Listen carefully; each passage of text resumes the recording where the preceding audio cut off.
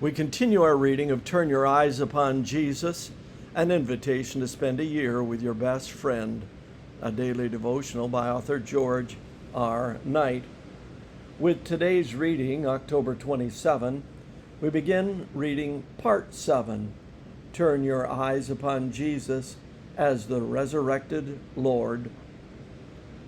The title of today's reading, Turning Point. Now, after the Sabbath, as it began to dawn toward the first day of the week, Mary Magdalene and the other Mary came to look at the grave. And behold, a severe earthquake had occurred, for an angel of the Lord descended from heaven and came and rolled away the stone and sat upon it. And his appearance was like lightning, and his clothing as white as snow. The guards shook for fear of him and became like dead men. Matthew 28, 1-4. We have been turning our eyes upon Jesus for 10 months. First, we viewed him as eternal God, and then sequentially as incarnate Christ, ministering servant, and crucified Lamb. We have now come to another climactic event as we behold Jesus as our resurrected Lord.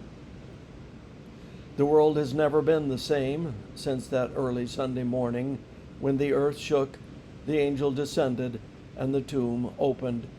It would impact the disciples on a magnitude far exceeding anything else in their relationship with Jesus. The resurrection would propel them out of discipleship and into apostleship, out of being followers and into being aggressive leaders, out of fear and into victorious courage. Yet nowhere in the history of Christianity do we find that events described. None of the New Testament writers attempt to portray the actual resurrection. They merely treat it as a fact.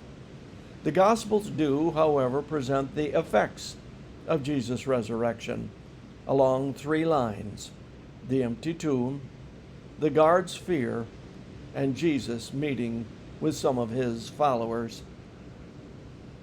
Matthew opens up his account of the resurrection story with Mary Magdalene and the other Mary coming to look at Jesus' grave. That other Mary is Mary, the mother of James and Joseph, Mark 16:1 and 15:47. Here we find another interesting aspect of the gospel story. While Jesus' male disciples were hiding and hunkered down in fear, these women were out in the open and visiting his tomb. How fitting it is that these 2 Marys should be the first to receive news of the risen Lord. After all, they had stayed with Jesus as he hung upon the cross. They had followed to see where he was laid in the tomb, and now they are rewarded for their love and faithfulness. Here is a point worth remembering.